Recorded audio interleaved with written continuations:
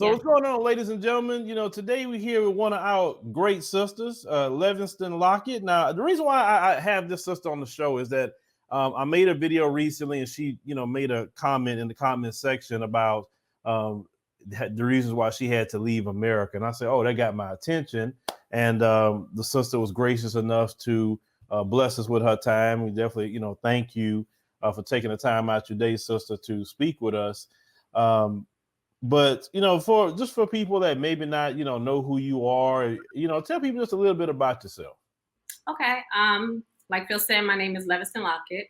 I'm originally from New York, but lived in California and Los Angeles for many years, maybe about 18 years. Came from Germany. I was in the military. I'm an actress in Hollywood, and I have two boys, 14 and 21. And we now live in Costa Rica, Heredia, Costa Rica. Left Los Angeles December 16th, 2020. So just exactly 4 months now. Yeah. So you mentioned that you was in the United States military. What branch? Air Force. Okay, you was Air Force. Oh, and you usually got to be pretty smart to get in the Air Force. They don't let, especially us, they don't let us in there like that. So my question is, how long were you in the Air Force? 6 years. 6 years. Okay.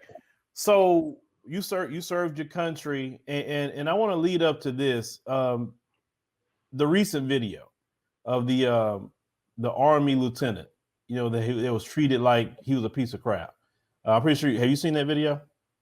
I did, unfortunately. I did. Okay.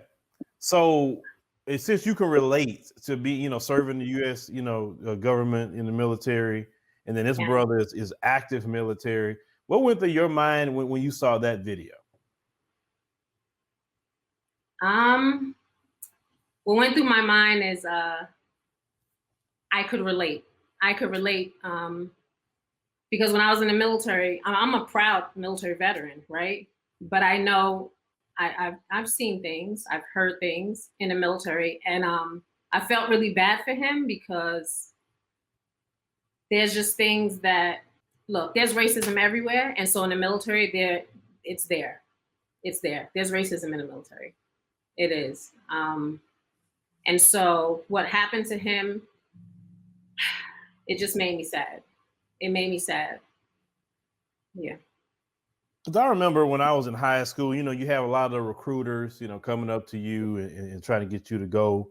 And I thought about it at the time and said, maybe I should go, to the Navy. I was thinking maybe I could become a Navy SEAL or something, you know what I'm saying? But then it dawned on me one day, because, I'm a person like to study history. And I say, it just don't sit well with me to put on the uniform when these people still calling my people an N-word.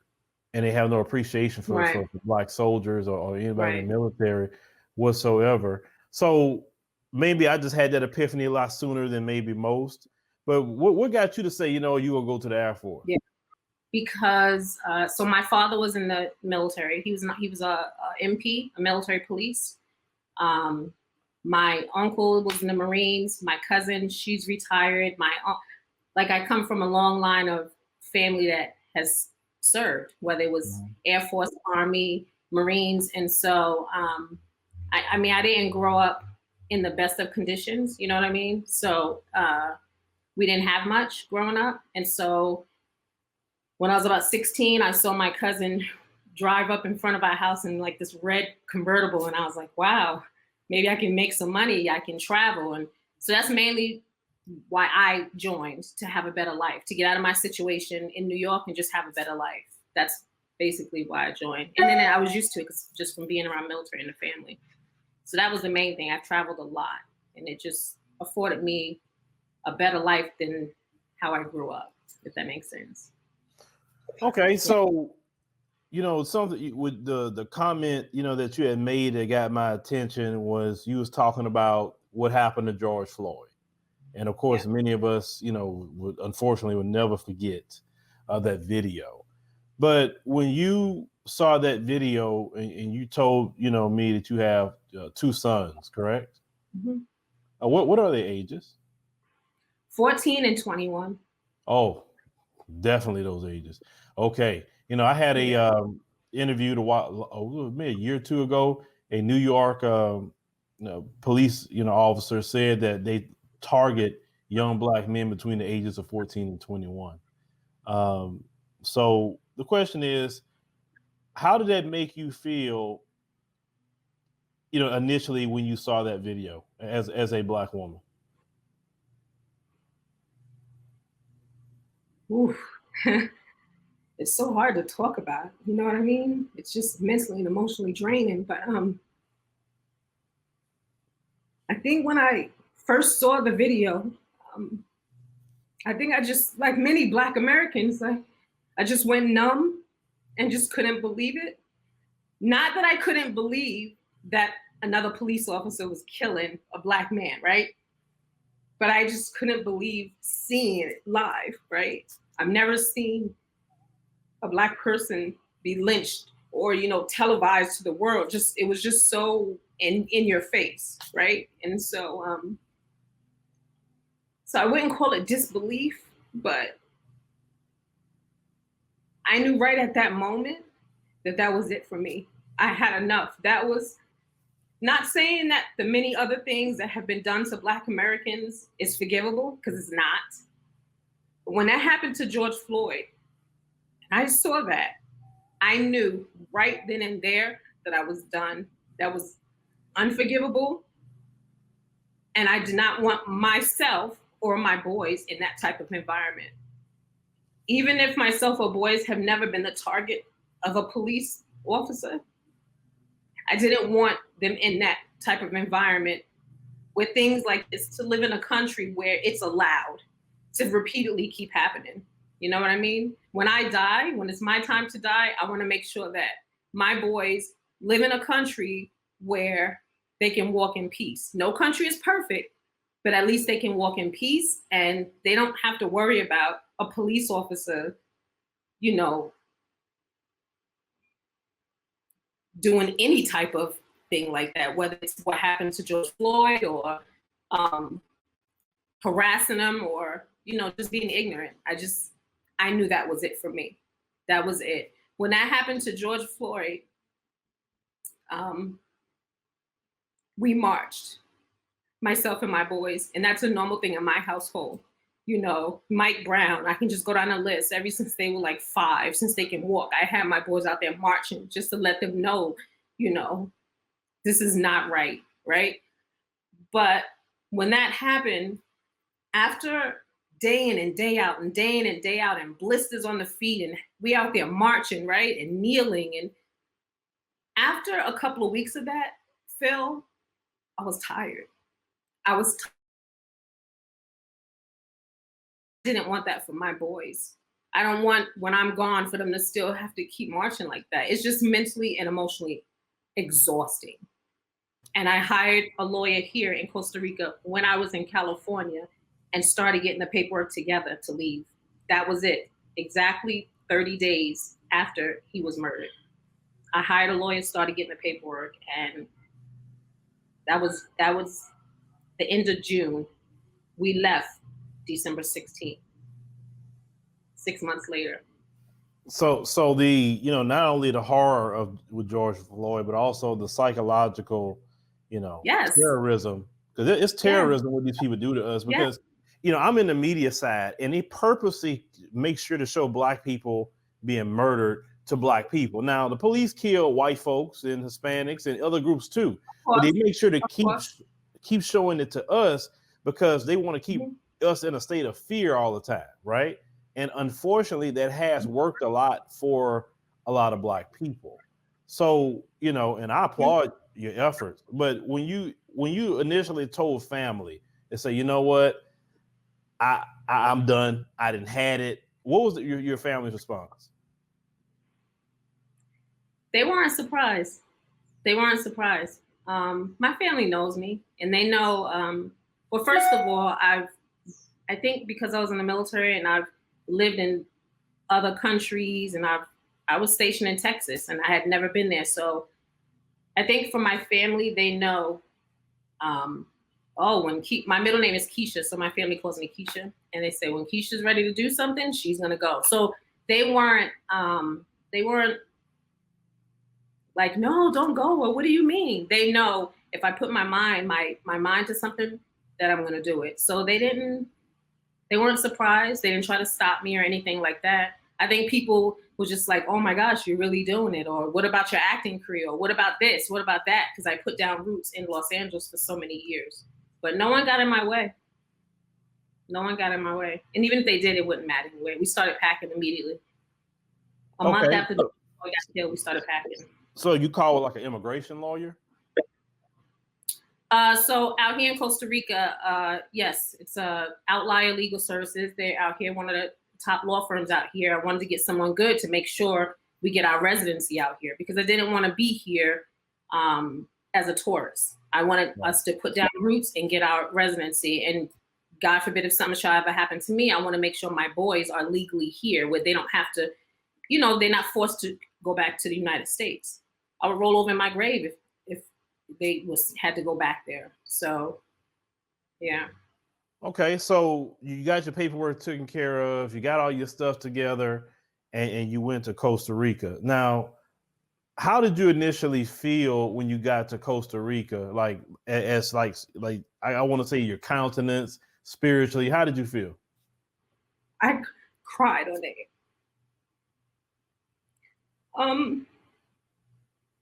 Excuse me. Because when I haven't even talked about this since we left because it's so hard. It's so hard to talk about. But trauma is always hard. It is mentally and emotionally. I was done. It took me out. What happened to George Floyd took me out. They've been shooting our people for so long and doing so many things, but something was with this George Floyd thing. I think maybe because it was just in our face, maybe. Mm-hmm. I don't know, but mentally and emotionally it took a toll on me, just like I know it did for many other people. So I think the realization didn't hit that we left until we started descending into Costa Rica. Once the plane started descending, one of my sons was sitting behind me and one was next to me. And I just looked and I said, Isaiah, we made it. And I turned to the other side to see my son through the little space. And I said, Joshua, we made it. And I just cried. I just saw silently in my seat. I was looking out of the window and I saw all the lights in San Jose here in Costa Rica. And I just cried. And I just said, thank you, God, that we made it. Like, we didn't want to get stuck there because of what COVID is going on. And so we was terrified. We were thinking, oh my gosh, because Costa Rica shut its doors. So the whole summer when we wanted to leave, we couldn't leave. We were stuck in the US. And we were so paranoid. We were just like, we don't want to be here. We thought we would get stuck. So once they opened the international borders in October, that was it. We went into overdrive with packing. We went into overdrive. And the realization hit once we started descending into Costa Rica. I knew we made it. We'd be okay. And you felt, I mean, and this is my experience, and you felt the same thing. I remember the first time in 2018, I went to Ethiopia. Mm-hmm. And when I landed, I felt like I was let out of a plantation or something, out of no stress, and my spirit, like, at least on the continent, and maybe you had the experience that you've been to the continent of Africa, I felt like this is where I belong. I never felt that in America, except in my household, right? But everywhere I went, I felt like I belong here. This is home. I feel free here. It's like what kept going in my mind the first time I went was we are literally all micromanaged and imprisoned in America, like we never really think, and we just think that's the way of life. We're not, you know what I'm saying? We are. So in Costa Rica, how is it for you there with all these restrictions of just, I mean, we literally like prisoners here. It's night and day, Phil. It's night and day. It's let me tell you this real quick. So we live here. We live in a gated community here, right? We have a house here now. And so my boy, we can just like ride our bikes freely around. And we were riding our bikes maybe a night last week. And the police, it was like 3 police motorcycles and 2 police trucks, right? And they were just riding around. And we really never see them, but we're not out at night like that as much. So we didn't know like if they ride around and check things. When they came past us, we saw them. Talk about PTSD. Mm-hmm. How sad. So as they were riding now my son's 14, right? So as they were riding, approaching us, it was just like, the first thing in my mind was like, okay, I'm not gonna look at them. Like, what are they doing? You know, just PTSD. So I told my son, I was like, Isaiah, move your bike, move this way. And he moved his bike, and the first police truck that passed by actually said, Buenas noches, gracias. Like they were saying, thank you for moving the bike. Mm-hmm. Where do they do that at? In the States, they wouldn't have told us said thank you. They would have been looking like you better move, you know? Mm-hmm. But they actually said thank you. They said gracias. My son, he was not looking at them. And at the time, I didn't notice it at first. But then the second truck came by and they stopped. They stopped. And we just kind of just stood there. Like my oldest son wasn't with us. It was myself, my youngest son, and a friend that was visiting from the States. Mm-hmm. And we just kind of sat there like, why did he stop? Why did he stop? Why did he stop? Would you know, he said, Buenas noches, todo bien? Todo bien? And that just means like, you like, good evening. Is everything okay? Is everything okay? And I looked at him and I said, sí, todo bien, gracias. And they went about their way. And then the motorcycle with the woman, she was like, Buenas noches. When they drove away, my son was standing there with his bike.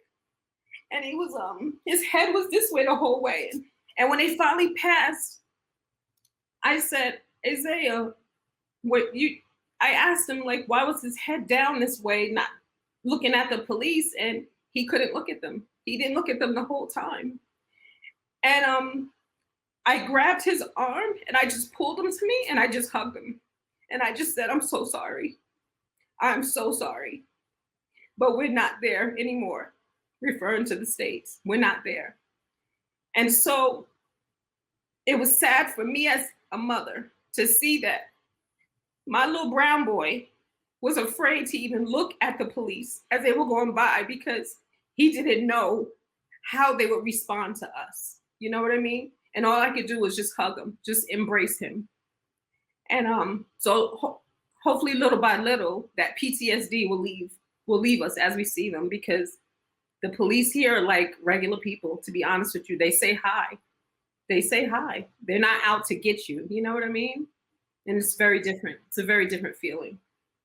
It is a different feeling because I remember, well, also, I think Kenya, actually, there was a police officer, you know, in the States, I won't talk to police.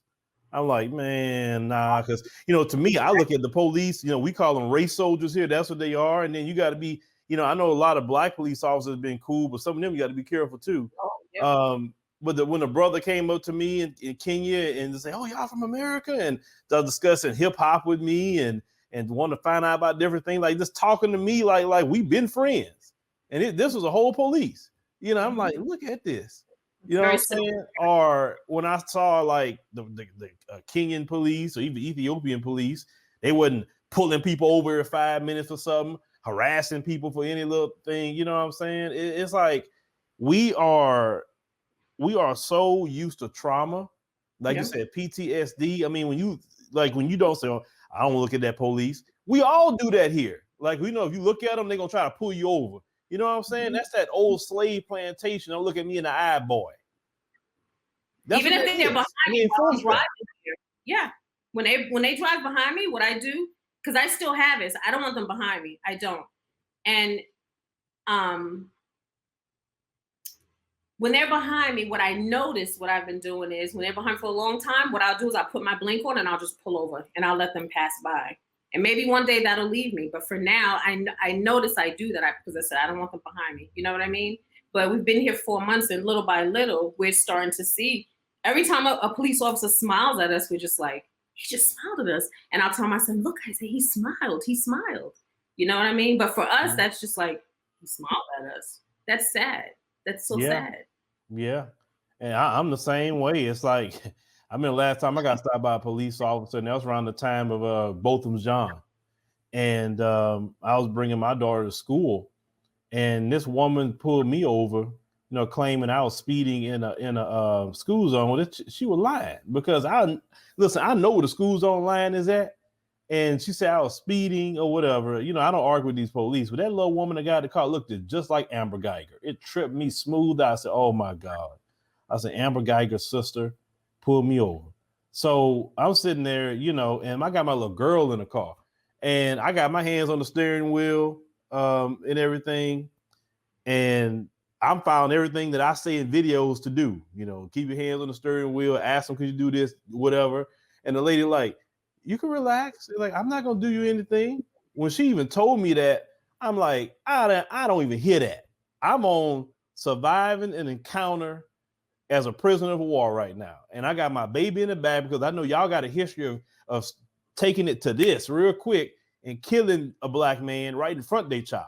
You know, like, for instance, you know, you remember, oh my God, went blank. The brother in Minnesota, the one that was killed by, you know, people know what I'm talking about. That story, Philando Castile. Yeah, Philando Castile, how that brother was gunned down in front of that child. You know what I'm saying? I mean, and for me, when it comes to these police stories, for me, it's been mentally draining. Like you said, it's mental terrorism in a lot of ways for me, because due to what I do, I constantly have to see it more than most. See, some people said I will feel sometimes I can't watch the channel because of this, and that. I don't have the luxury of saying I can just turn it off, right? I have to literally research these stories, look into people's lives, look at their families, and watch over and over and over and over and over. And at one point in time, I didn't know if I was coming or going at all, due to watching that much death. It's mentally and emotionally unhealthy is what it is. It's unhealthy. It's unhealthy. And what you said, where you said some people say they can't watch your channel, you know, they just want to turn it off.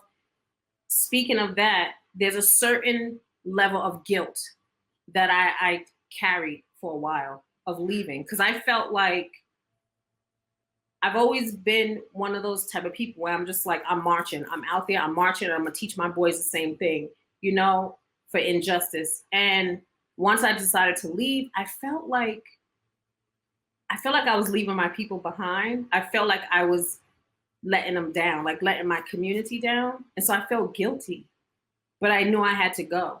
I knew I had to go because mentally and emotionally, I just wasn't doing well, you know, after George Floyd. But I carried guilt. When I got here, I still felt the guilt. And it took an older woman, an older Black woman, to talk to me. And she said, no, you cannot carry that guilt. You did what you needed to do for you and your family to mentally and emotionally be okay. You know what I mean? But I had these feelings of guilt. And since we've been here now for 4 months, I still watch your channel so I can know what's going on. But we had to, when we got here, I had to unplug. I had to unplug because I didn't want to know what was going on in the States. But then every time I would turn the news on, I'd see, oh, this person was hung. Right before we left, I was in LA. There was somebody that was hung in Palmdale. That was like an hour from us. So every time I'm turning stuff on, I'm seeing this person was hung and this person was hung. And then I break down all over again. And so I had to unplug. So I understand when someone tells you, sometimes I can't watch your channel. You know what I mean? But your channel has been my peek into what's going on still in the States. You know what I mean? Yes, ma'am. So, you know, like I said, if people, I'm gonna repeat this again.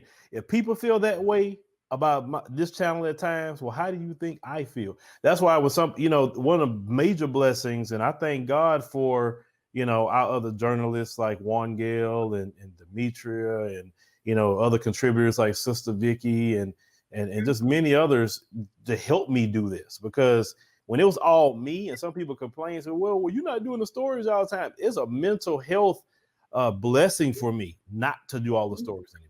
Not to have to do it all the time. It's too much, Levystein. It's too much.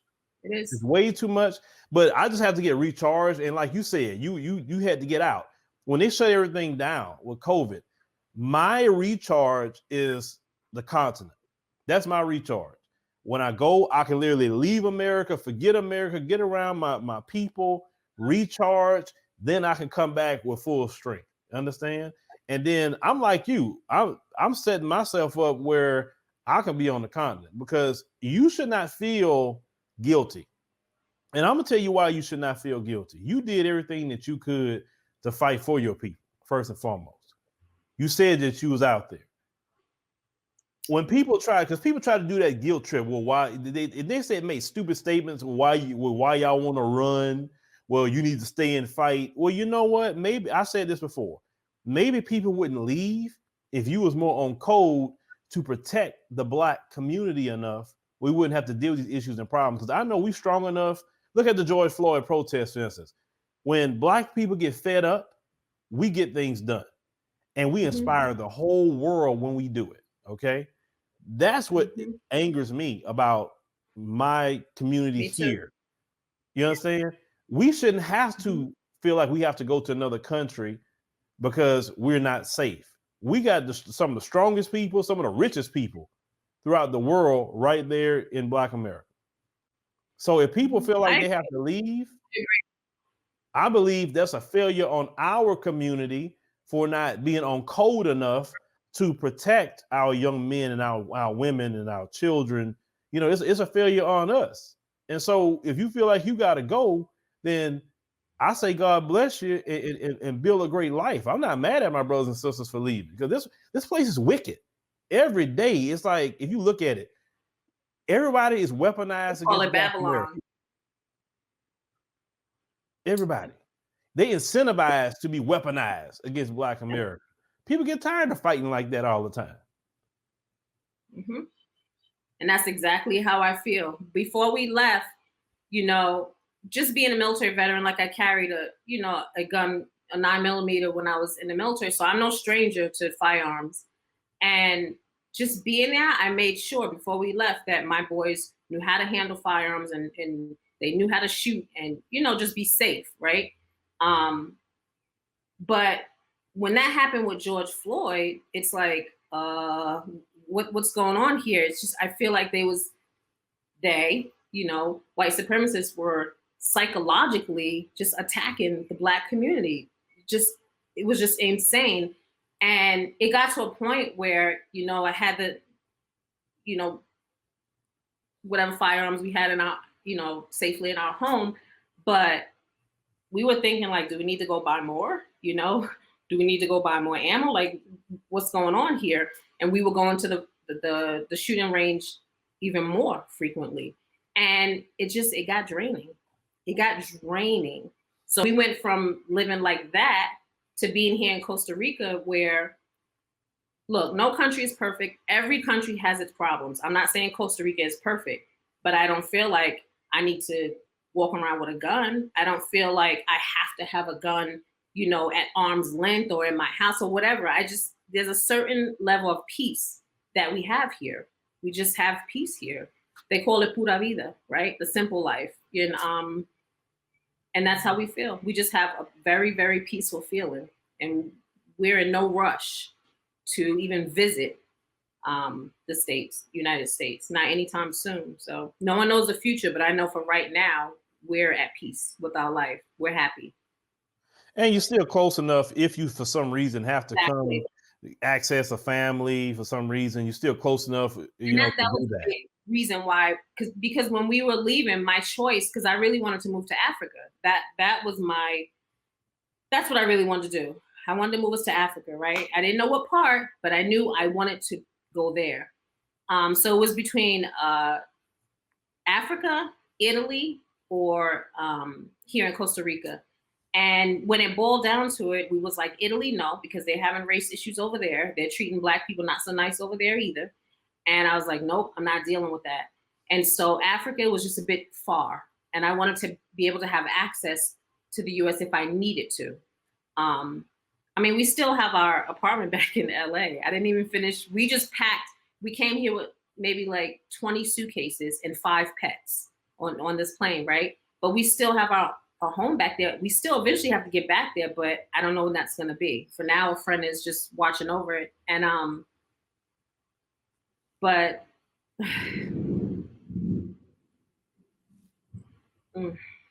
Well, let me ask you a question. For some people may, feel just like you. They see the emotion. They're mentally tired. They're drained. They say, "Look, I'm." Especially, I noticed that feeling start happening to us a lot more when you get 40 and above. I noticed that, right? Mm-hmm. Because you just look when you're young, you have all that zeal, but you get to a point. Look, all right, now it's just let me enjoy the fruits of my labor. Let me go somewhere nice. So your transition going from America to Costa Rica, um, how much further did your American dollar go in Costa Rica? Oh my goodness. I wish I can tell why I have. Well, first, what I've told many of Black Americans that I know and that I have come in contact with, I'm like, do you have a passport? This was last year. I was like, do you have a passport? Make sure you have a passport. Even if you're not ready to go yet, make sure you have a passport. Because what if something happens where they don't give up, they're not giving out passports anymore? And that happened last year for COVID. Everything got frozen and you weren't able to get a passport. So that's my first thing I would say. As far as the American dollar here, it goes really, really far, really far. They call Cologne here, Colonists. And let's just say, I don't want to say how much money, like, Well, let me throw this out there so people can understand. For every, because I keep currency exchange rates on my phone. So for every $1 American dollar, you get 613 right. Costa Rican one American cologne. dollar is 600 colones. And for when $1. we go grocery shopping, because I know people may not know what 600 colones means. Let's just say, if you go grocery shopping and you normally would spend like $200-300 on groceries, it will be half or even less than that, right? Because here, not only does your dollar go really far, but they have more like fresh fruits and like at what do you call it when you go to the farmers market? I know in Spanish, I'm thinking in English. So the farmers market, they have a lot of those just locally around here. I mean, we pick fruit off the trees and eat it a lot of times, but the American dollar goes really, really far here. They, here, the Costa Rican people, they're called Ticos. They're really, really friendly. Unfortunately, when they see Americans come here, they think we're all rich, right? And we're not, but they think we are because $1 is 600 colones. So I would tell anyone, please do not think that you have to stay in the States. The world is big. The world is big. Like, you do not have to stay there. Get a passport for you and your loved ones and see other places, whether you move, whether you visit. Just the US is not it. It's not the only place where we can live. You can go other places where we're accepted and we're not treated badly. You know what I mean? Like I said, racism is everywhere, but not like the US. And here it's not like that. It's just not like that. And I want to say something here. Now, imagine this, because I got it up here on my converter. If you was making 2,000 US dollars a month, you're literally making 1.2 million Costa Rican colones a month. You're rich. Mm-hmm. You're rich. Okay. You're rich here. So that's even more of an incentive. When you leave this country, like say, take advantage of that. Some of you making way more than $2,000 a month. Or if you're the type of person that your job is online, because some people are working from home and that's what they think, or they created businesses. You can move anywhere in the world. Like, for instance, I'm a person, like I could pick up and go anywhere in the world as long as I have internet connection. Thank God, right? They're calling them digital nomads now. Yeah, digital nomads. They call them digital nomads, yes. Because Costa Rica has this incentive now where they're saying if you're a digital nomad, they're granting a 1-year visa for you to come over here if you're a digital nomad. So they have incentives to bring, Americans over here, North Americans over here. So and with residents, you need $1,000. What's that? Do you have to be fluent in Spanish? No, I would encourage, if people come over here, I would encourage them to learn to speak Spanish because when you learn to speak the language, then that opens up another door for you to be able to talk to the locals, right? And get to know the locals where you're not just in this American expat huddle of just North Americans, right? Right. But you can survive here without speaking Spanish, because a lot of the Ticos, the Costa Ricans, a lot of them speak English. Maybe not perfect, but a lot of them speak English. As for my family, I think I would say I'm about 60% fluent in Spanish. So I get by, I can get around. But myself and boys are in school here taking classes to try to get to be 100% fluent. And as far as residency, for anyone to know, so to get, it's called pensionado. It's like pension residency. You can be any age. All you have to do is prove that you bring in $1,000 a month, like you know, like when people retire, or if they have a pension, disability, or just a fixed income of at least $1,000. That's where you get residency. That's residency. You don't need much. You can survive here. If you make $1,500 a month, you can survive here. You'll be just fine. Okay, so for how long? How long is the residency? So how it works is when you apply, you go through the waiting period for them to do, for immigration to do all the paperwork. When you get your residency, it's for 2 years, and then after 2 years, you renew for 1 more year. After you're a temporary resident for 3 years, then you can apply for permanent residency. And then after 7 years, then you can apply for citizenship. And that's my plan for us to, right now we're waiting. At the end of January, my lawyer here, our lawyer, submitted all of our paperwork, and COVID kind of slowed things down. So it may take a few months for us to become temporary residents. But when that happens, we'll wait for 3 years, and then we'll apply for dual citizenship after 7 years. Okay. That's my plan. But it's doable. That's a great plan. That is an awesome plan, because I'm a firm believer of Black folks. I tell them all the time, what you used to say about the passport, I told them this in 2018. I say, get your passport. You don't want to be stuck here. Get your passport. Like you said, when that happened and Trump and them shut down all the passports, people were like, man, I could have got my passport. And I told them years ago to do that. So you said you got to make at least $1,000 a month. Now, the place, let's say if somebody, like I say a family, right?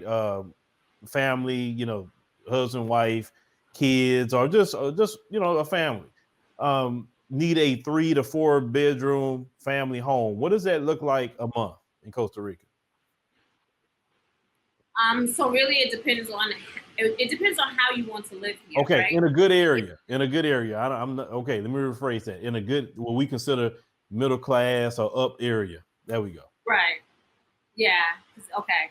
So for instance, if you want to live in a gated community like we are for now, right? So in a gated community, we have a 3-bedroom, 2-bathroom house with a backyard, and it's $1,000 a month.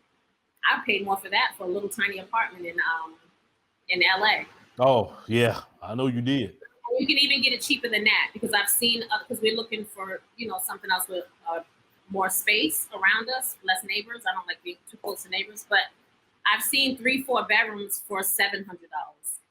You see what I mean? In nice areas, you can get them for $700-800. 3-4 bedroom, 2-3 bathrooms. I mean, it's insane. It's insane. But if you want to, you can also live like in a smaller Tico house in a nice area. I know people like that too, and they pay like $300-400 for a 1-2 bedroom house. So it depends on your lifestyle. If you want to have the same lifestyle you had in the States, then you'll pay a little more. If you cut down a little bit and you live more of a simple life, it's doable. It really is. And with the residency, speaking of that, just so everyone knows, when you file for residency, it covers you, if you have a spouse, and any child 25 and under. Now, when they're 18 to 25, if they're in college, if they're still in school, they can go under your residency, like my son. Just so they know. Okay. All right. And that's a good step. I ain't definitely even discuss that with my wife, because you know I definitely like to just go see, you know, because I my thing is, you know, COVID just held me back. But I said that one thing I want to do is travel the world and find Black people wherever we at. You know what I'm saying? Because we're all over the world, you know, and we are a global people. Have you connected with the Black community in Costa Rica? So there's like the Black Ticos. I'm thinking you're talking about the Black Americans or Black Ticos? The Black No, Ticos. I'm talking about the Black Costa Ricans, not the Black Americans, not expats. I'm talking about Black Costa Ricans. Okay. Because I'm here in Costa Rica and there is expat groups, but I don't really, I don't want to be one of those North Americans that come here and only have like North American friends from the States, right? I'm trying my best to get into That's not what I'm saying. In other words, what I'm saying is the Black people that was born and raised in Costa Rica. I'm not talking about expats. I have made, yes, my neighbor, they're Black Ticos, and the husband speaks really good English and the wife speaks just Spanish, and so we've become really good friends with their family. And so yeah, anytime I see a Black Tico, I'm like, oh hi, and I have so many questions without offending them and thinking, who's this crazy lady, right? But I tend to get excited because I want to talk to them. I want to get to know them. We live in the Central Valley, but on the Caribbean side is where a lot of Black Ticos live, and we haven't had a chance to get there, but we're going there in a couple of weeks, and I can't wait. But to answer your question, yes, I've made friends with Black Ticos here, and I think it's a beautiful thing. And I ask certain questions because I want to know the differences between Black people here and Black people in the States, and it's a very huge difference. Yeah, that sounds very interesting on that. Like I would love to go with the Black Ticos. They say, man, look, I want to go with my people at. I want to go holler at them and see how they doing, and just to learn from them, you know, because like I said, we've been all over the world, you know, and one thing about the internet is definitely, you know, connected us together. So Levystein, let me ask you a question. Do you have any kind of way for people that may have questions about Costa Rica, or they say, man, I'm so curious about this now, I want to do it, or maybe they can ask you information about how to connect with a lawyer because they may want to say, you know what, I want to get a residency. Well, I would say first, before you get a permanent residency or whatever, you need to visit first, right? I didn't visit, Phil. I've never been here. You didn't even visit. You just say, man, forget it. I'm going to Costa Rica. Sight unseen. I have never been here before. And every time I tell people that, they're like, wait, what? You brave. And you just came? And I was like, yep. Yeah, you brave. I have never been here before. But I did a lot of research. I didn't just blindly come. I did a lot of research, and I connected. I started looking on Facebook to the different Costa Rican Facebook groups, and I found one, and it's called Black Expats in Costa Rica. It's run by a woman named Devin. And once I connected there, I started asking questions, and she held me by the hand and gave me a lot of information. So Phil, I've never been here before. Okay, all right. Well, now you want to put on the ground for everybody. Now, do you like so let me ask you a question. Do you have like any type of group or anything that you're affiliated with that maybe you could help somebody and we can put a link and direct them to? Because, like I said, I don't want them asking me a bunch of questions that I couldn't give them the answer. So, you know, do you have say email or some sort of group that they could contact you? Absolutely. I would say for one, to go to Facebook, and there's a group called Black Expats in Costa Rica, and come on in there and ask questions. There's a lot of information in there pertaining to Black people in Costa Rica. You know what I mean? There's other information too. And by all means, I'm on Facebook under Levystein Lockett. It has my face. And they can email me. My email is just my first and last name, levysteinlockett@gmail.com. I welcome all questions, anything I can do to help, anything. Residency, passport, questions, anything.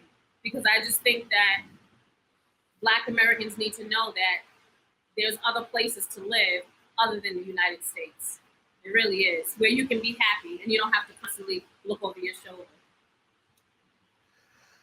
Amen to that, sister. Amen. Well, I definitely want to thank you, like I say, for joining us today, you know, on the show. I know it was definitely some emotional, you know, roller coaster there. And like I said, because we're dealing with trauma. Well, a lot of us are dealing with trauma. And like I said, I've had my times where I've shed my tears too. and been angry, sad, enraged. So I definitely understand. But now you have escaped Babylon, and may the Lord be with you. Escape to Costa Rica. Yeah, hey, may the Lord be with you. You wore the right shirt, and may the Lord bless your boys, and like the old people say, even bless your bones. I appreciate it, Phil. Thank you for having me. I appreciate it. Thank you. Take care and be safe.